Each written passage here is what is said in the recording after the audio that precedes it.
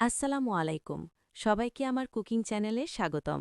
আজকে বানাবো চিংড়ি মাছের বল।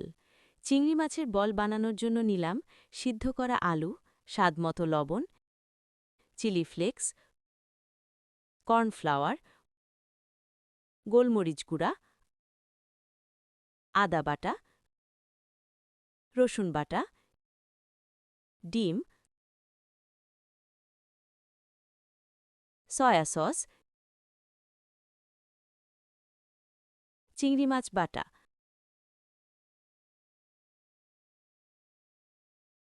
ভালো করে মিশ করে নিব।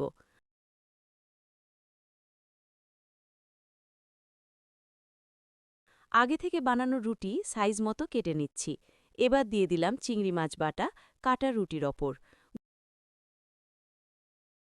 গোল শেপ দিয়ে বানিয়ে নিব।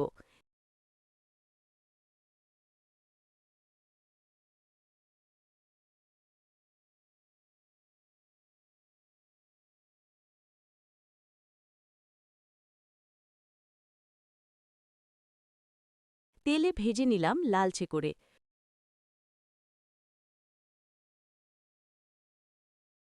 সুন্দর ভাজা হয়ে গেছে।